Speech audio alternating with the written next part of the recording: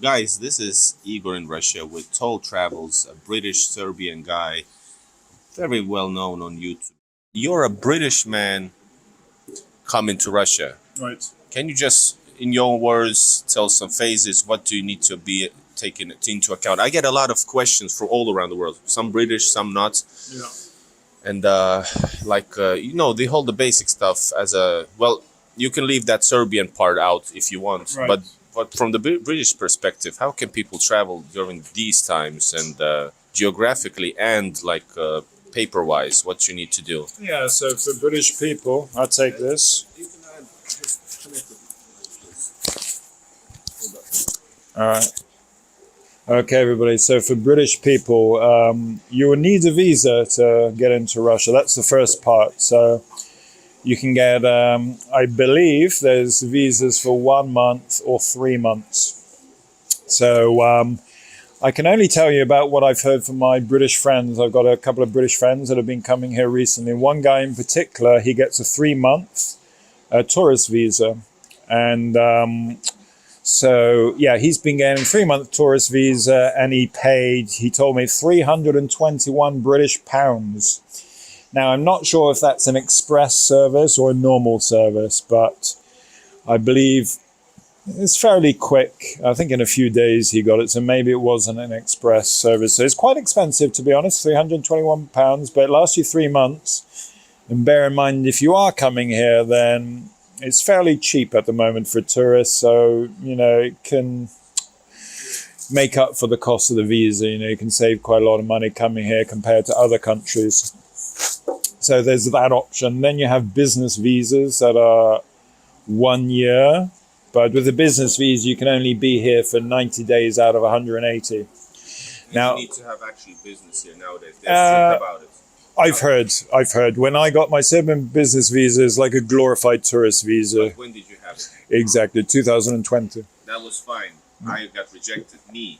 Oh, really? I was this close. I was talking to all the border.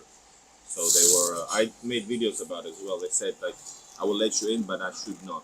Yeah. Next time come here with this and this visa, and I travel now with different visa. All right. So you have to have business with that company that is written there. Yeah. And I used to say that I do YouTube videos, which is sort of business, sure, because it can have money involved. Yeah. And support the channel so it would have money involved. Yeah. Anyways, so it doesn't matter. Do you have business with this company that's in your business visa? Yeah. So be careful with that right now. Sure.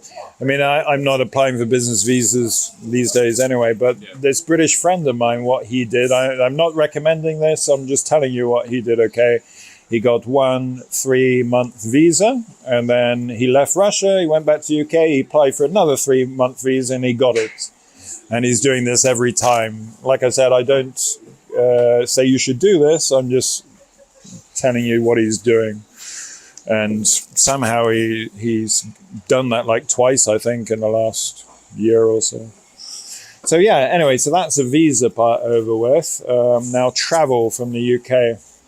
What I do, and for those of you that are subscribed to my channel, you might know that I'm flying from the UK to Riga, all right? And I get a cheap Ryanair flight, very cheap. I'm lucky to have this route.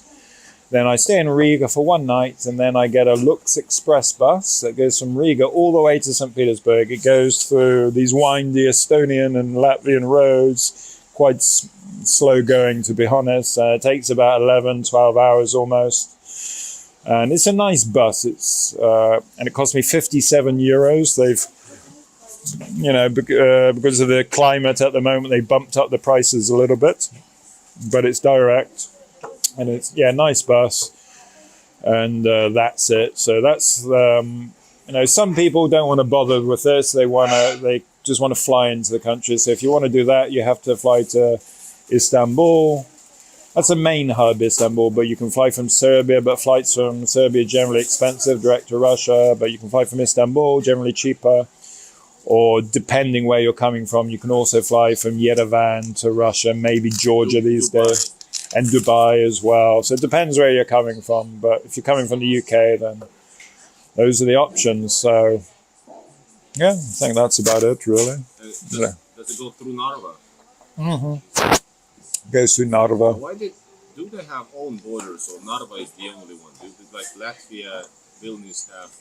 Yeah, they've got a border with Russia, but the bus doesn't go that way for some reason. Yeah, it goes up to Pskov and... Yeah, I would go there to Pskov. Yeah, but I thought about going to Pskov and then after going to Riga. I didn't make that journey, but there is direct buses from Pskov to Riga. Right now?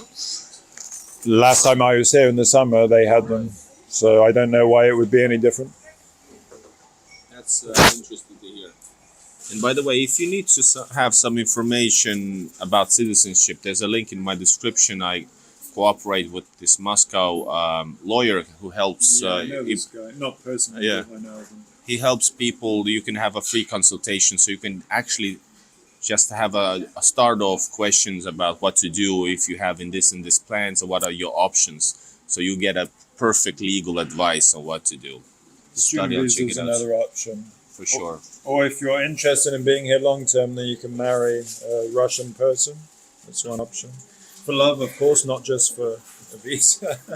Britain is, of course, very active in this anti-Russian front, and because of that, there's a lot of the ones who want to are interested, are really maybe afraid even because of the border things. Is there anything to be taken into account? British people.